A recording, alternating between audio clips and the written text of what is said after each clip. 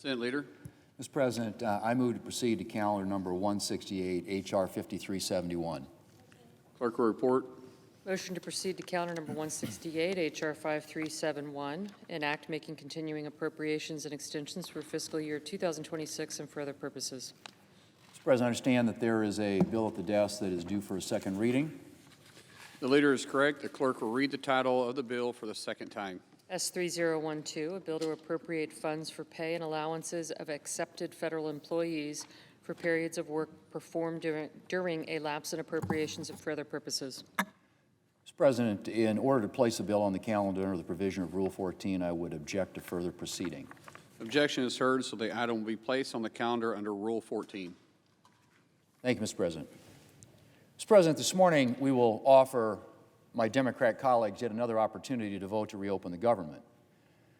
To vote to reopen the government with a clean, nonpartisan CR. That's right.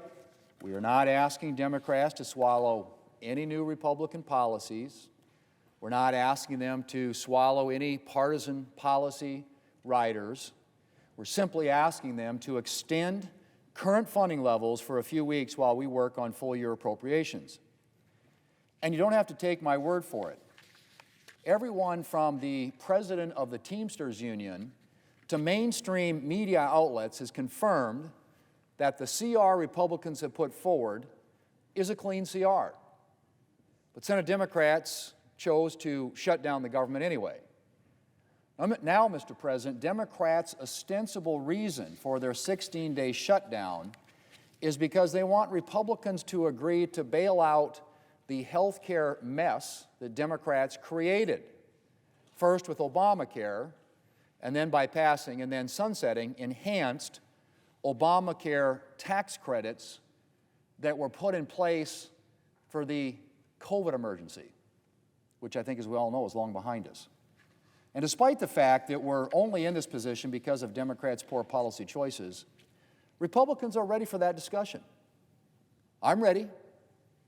My colleagues are ready. The Speaker and the President are ready. But, Mr. President, only once we've reopened the government. We're not conducting negotiations in a hostage situation.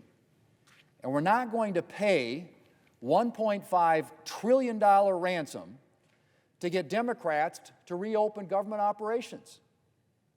That's right, Mr. President, $1.5 trillion. That's what Democrats are demanding. Between their Obamacare bailout and the other partisan policies that they've included, they want a $1.5 trillion ransom to reopen the government for a handful of weeks. Now, to put that number in perspective, that's the equivalent to almost 1/4 of the entire 2024 federal budget. Again, just to reopen the federal government for a handful of weeks. Now think about that, Mr. President. Their proposal, $1.5 trillion in new spending, free health care benefits for non-citizens, to open the government until October 31st. That's what their proposal is. So literally, the American taxpayer is supposed to pay $1.5 trillion so that the Democrats can open the government until Halloween, 2 weeks from now. $1.5 trillion for 2 weeks. That's what we're talking about here. Now just imagine this for a minute, Mr. President, what might happen if we pay that ransom and agree to the Democrats' $1.5 trillion demand. Well, what's going to happen the next time we need a continuing resolution? How much are Democrats going to demand then? Will we have to add another $1.5 trillion every time we want to fund the government? And they want to do it for 2 weeks. $1.5 trillion for 2 weeks. I mean, where does this end? When taxpayers and our economy have been totally destroyed by Democrats' profligate spending? Is that where it ends? No, Mr. President. While I am more than happy to discuss ways to alleviate Democrats' health care mess, we're not paying $1.5 trillion, a $1.5 trillion ransom to reopen the federal government. Now, Mr. President, as frustrated as I am with their continued refusal to reopen the government, I do have to say that I have some sympathy for Senate Democrats.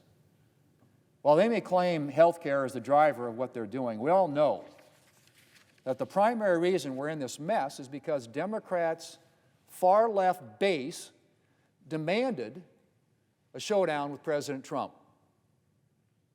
Just 7 months ago, the Democrat leader voted with Republicans to keep the government open because he said, while he didn't like the CR, a government shutdown would be, quote, much worse. Far worse, end quote. But he caught a whole lot of flack for that decision from the far left. And so now, he's leading the shutdown charge. And he's not the only Democrat who voted to fund the government march. He's now a member of the shutdown brigade. But, Mr. President, no matter how much pressure their far-left base is exerting, we still need some Democrats to do the right thing. It would take just a handful of Democrats to reopen the government. Just a handful of Democrats to enable us to resume paying air traffic controllers, law enforcement officers, and all of the other federal workers. Just a handful of Democrats to get the federal government working again for the American people. Later today, Democrats are going to have another opportunity to make the right decision. Two opportunities, in fact. They're going to have a chance to vote on the clean, nonpartisan CR, which, as I said, in the past sits right there at the desk, which has passed the House of Representatives. We can pick this up with 5 more Democrat votes, pass it today, send it to the President signs it into law, and the government reopens. So they're going to have a chance to vote on that yet again. And they're going to have a chance to vote to advance full-year defense appropriations legislation, so that if we can't reopen the entire government, we can at least make some progress toward securing paychecks for our troops and for defending our country.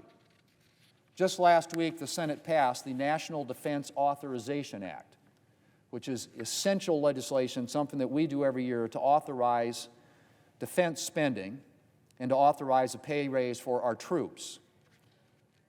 So this is Democrats' chance to make good on that promise by funding the raise. The authorization bill authorized it.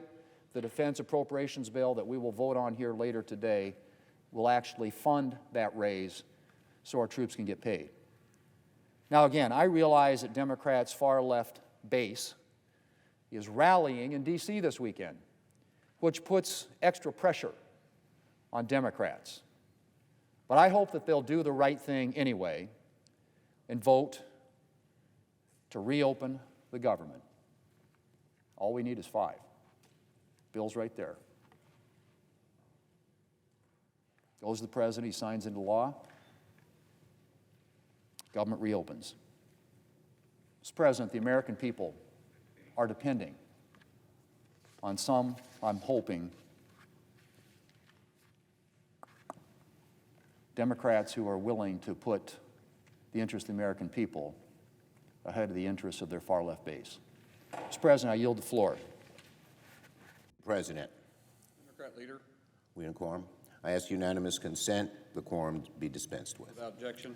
So, Mr. President, another week has passed, and the Trump shutdown drags on because Republicans refuse to work with or even negotiate with Democrats in a serious way to fix the health care crisis in America. Let's be clear. Republicans are demanding something that hasn't happened in previous negotiations. They're saying our way or the highway. No negotiation, no Democratic input. This is a highly partisan bill. And they want us to pass this partisan CR that has 0 bipartisan inputs, 0 conversation, and frankly, 0 relief for so many Americans who are afflicted by the health care crisis, which grows deeper and deeper that crisis each day. For the last month, the Republican leader's favorite number has been 13. He keeps citing 13 CRs that we passed when I was majority leader. Of course we did. What he fails to mention, I'm not sure he forgets or he's deliberately trying to ignore it, is that those 13 CRs were the product of bipartisan negotiation, of serious conversation. We had to make changes in those bills when our Republican colleagues suggested it. They were in the minority, but they had a right to be heard, a right that has been completely shut out for Democrats under this new Republican majority. It's a new way of doing things, and it's led to the Trump shutdown, aided and abetted by Senate Republicans. Leader Thune talks about hostages. Yeah, the truth is the hostages are the American people that the Republican majority and Trump are holding hostage because they won't help them with health care. Americans are demanding we do something. We address this health care crisis. In terms of extending the ACA tax credits, 90% of Americans want them extended. 58% of Trump voters want them extended. And that's who's being held hostage by the Republican majority. Those are the unfortunate hostages, the American people, and the crisis they face with health care. The ACA crisis is looming over everyone's head, and yet Republicans seem ready to let people's premiums spike by tens of thousands. That's who the hostages are, the American people who need health care relief, who are demanding health care relief. And I'll remind my Republican colleagues, open enrollment is in 2 weeks. It means in 2 weeks, tens of millions of Americans are going to have to make life-changing decisions. Imagine getting a notice that your insurance is going to go up $15,000 each year, as so many of my constituents and people across America are getting, and having to make the awful, awful decision whether to have health care or not, and then think, what if my kid gets sick and I won't have health care? But what do? I can't afford $5,000 or $10,000 more a year. That's the position Republicans are putting the American people in. That's the position Donald Trump is putting the American people in. And I don't know if Republicans don't comprehend it. I think they do. Even when we went to the Oval Office, it seemed when Leader Jeffries and I told President Trump about it, he was just beginning to understand the depth of the crisis. But they either don't understand it or they're brutally callous. So interested in tax cuts for the very wealthy that they're willing to just savage health care for the American people. And then a few Republicans, if they want to act on health care at all, many of them don't want to do anything, particularly in the House, where they seem to hold Speaker Johnson in a frightened situation. He's so afraid to do anything about health care because his right wing will attack him. But for those who want to act on health care, they think we can wait till the very, very last minute. But the reality is it'll be far too late for the American people. And many of them will be stuck paying outrageous amounts of money. The vast majority of Americans who have health care, who have ACA health care and other health care, are going to have to make their decisions by November 1st, not January 1st. Yet, despite this crisis, despite the enormity of the increase in costs that Americans will have to pay for their health care, Republicans continue to dig in.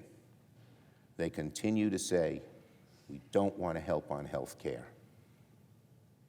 We don't want to negotiate with Democrats on health care. They say there's nothing to negotiate. That's got to change soon. Has to, for the sake of the American people. Democrats want to reopen the government as soon as possible so people can get back to work, so government services are not interrupted. But we need to fix the ACA premiums right now. If Republicans fail to act now to lower premiums, the American people will correctly, wish it didn't have to happen, wish we could solve this, but they'll have to hold them the American people will have to hold Republicans responsible when they face financial ruin. Now on the No Kings rallies. In a few days, millions of Americans in cities, towns, villages, rural areas across the country will exercise one of the most fundamental rights under the Constitution, one of the greatest things about America, exercising the right to peacefully protest, exercising the right to free speech. This weekend's No Kings rallies will be an affirmation about what America is all about. We are a democracy in America. We have no kings, despite the fact that Trump has even said he wants to become one and is acting in ways that are a threat to our democracy. In America, we do not have dictators, and we cannot allow presidents to transform the presidency into some form of dictatorship. And now more than ever, for that reason, it is vital Americans from one end of the country to the other stand up for our basic freedoms, because Donald Trump is eroding our democracy day by day by day. So this weekend, I encourage Americans everywhere, Americans who love this country, who care about our democracy. I don't care if you're a Democrat or Republican or independent, a liberal or a moderate or conservative.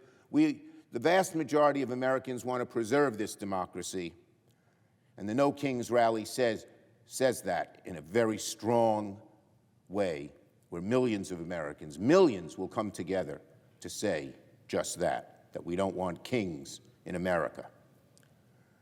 I will join the marchers to celebrate what makes this country so great. And I say to my fellow citizens, do not let Donald Trump or Republicans intimidate you into silence. That's what they want to do. They're afraid of the truth.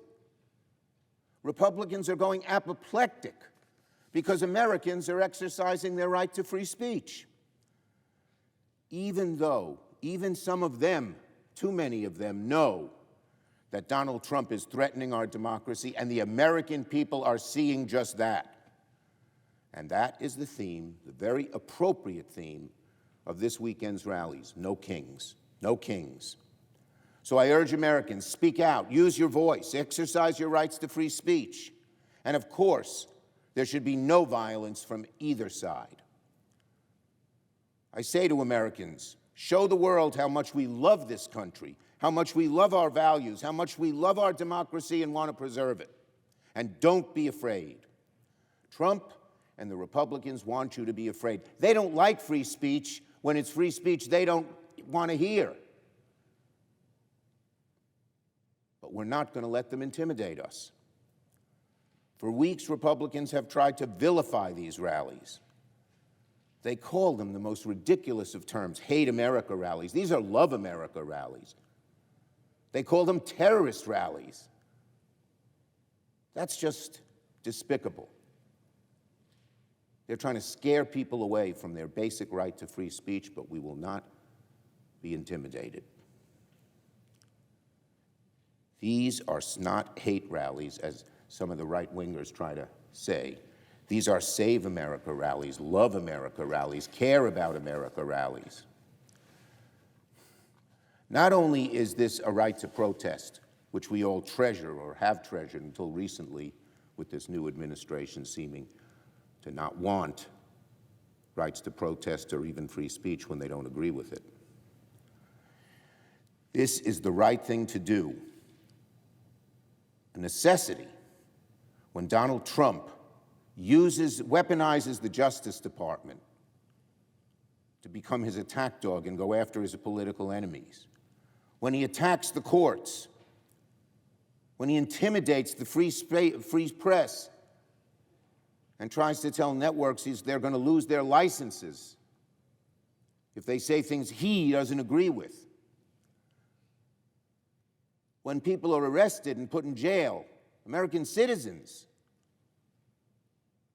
with no real cause and not even identification of who is making the arrest. I am so proud of Americans who will stand up peacefully. There's nothing more American than exercising the right to free speech, especially the right to dissent, especially when our democracy is at risk because of what Trump and his Republican cronies are trying to do. Remember the last No Kings rally. We saw millions of people, all backgrounds, all corners of the country, gathering peacefully. We saw American flags as far as the eye can see, and that's natural. The American flag stands for free speech. The American flag stands for the right for peacefully protest, even if Trump and his cronies don't even understand that or don't want to understand that. At these rallies, we saw people who love this country. We saw people who want to stand up for American values. We saw people who want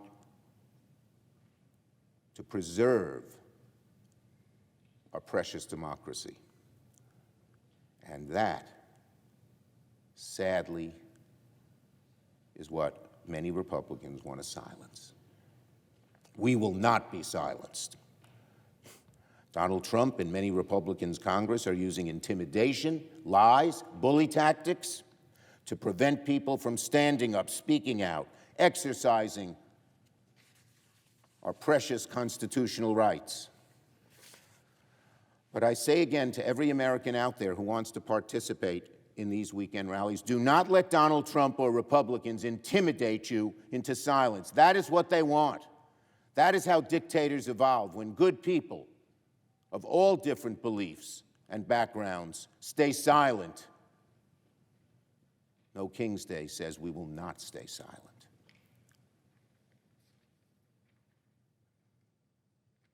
Do not, I say to the American people, do not be afraid to exercise your right to free speech. Be proud that you're doing it.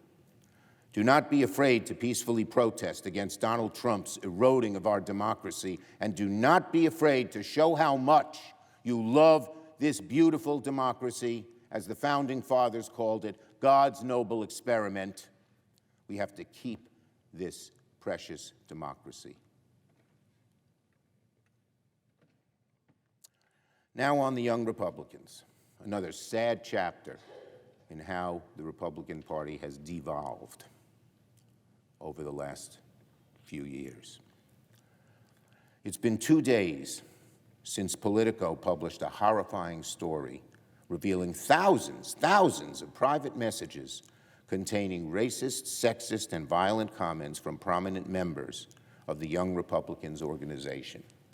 And yet, President Trump and the Republican leadership has remained silent. There's nothing but radio silence from Republican leaders who seem to claim they worry about combating political violent rhetoric. The silence from Republican leaders in the face of Hitler jokes and gas chamber jokes is deafening. Where are they? When they don't like somebody who says something on the left, they're the first to criticize them. Well, this is one of the nastiest, most vicious things that we have ever seen written by young Republicans, no less, and the Republican leadership, including President Trump, is silent. As I said, Republicans never miss a chance to preach about violent rhetoric when it comes from the other side, and of course that should be condemned. But now that it's coming from their own ranks, they're silent. Some Republicans seem to even excuse this vile behavior. This is amazing. The Vice President of the United States, no less, J.D. Vance, dismissed the messages as just a college group chat. Can you imagine if it was a group of people on the left saying some things, if he'd say the same thing? A college group chat? Does J.D. Vance really think glorifying Hitler and gas chambers is just a silly joke? Imagine if it came from the other side. We all know that Vance would be losing his mind right now. He'd be all over Fox News, decrying it. But now, since it's coming from his own ranks, he's just excusing it. Despicable, disgraceful, shameful. No matter if you're a Republican or Democrat in the middle, we all must condemn this nasty behavior and make it clear. This type of vicious rhetoric is unacceptable in America. And finally, on Gateway.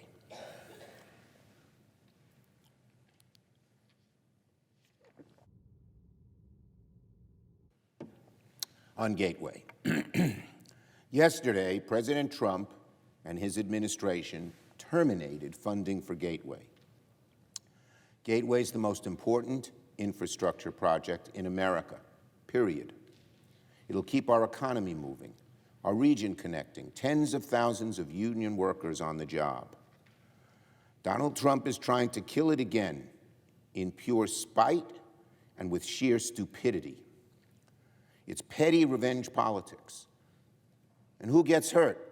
It's going to screw over hundreds of thousands of New York and New Jersey commuters, choke off our economy, kill good-paying jobs. It affects New Jersey. More people use it to commute from New Jersey than from New York.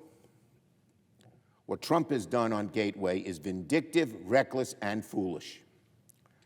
And if Donald Trump thinks he can use New Yorkers, New Jerseyites, commuters, small businesses, union construction workers, and the first responders as political pawns, it will backfire on him spectacularly.